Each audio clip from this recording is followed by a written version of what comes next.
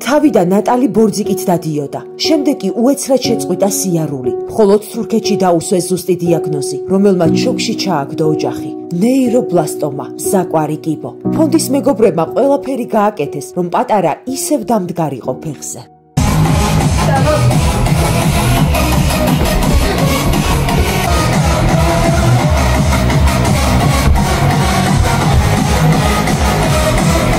ქიმიის შედეგად, როგორც ექიმმა გვითხრა, ავთვისებიანი რაც იყო სიმსივნე 30% შემცირდა, დარჩა 70% განგლიონეირობლასტომა, ანუ კეთილთვისებიანი სიმსივნე, თუმცა უკვე დაღუპული, აღარ იკვებება ორგანიზმით.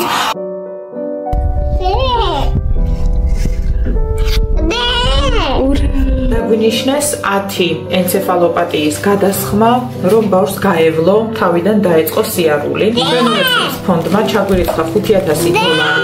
მადლობა ამისთვის ძალიან დიდი. ამ გადასხმების შემდეგ ბავშვმა ეტაპობრივად აღედგინა სიარული.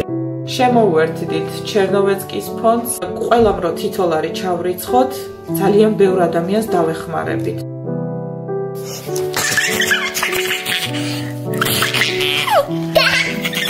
ძალიან დიდი მადლობა ყველას გაწეული დახმარებისთვის. ძალიან ბევრი უცხო ადამიანი მწერდა როგორ არის ნატალი და დღემდე მწერენ და გულწრფელად უხარიათ მათ, რომ ნატალი კარგად არის.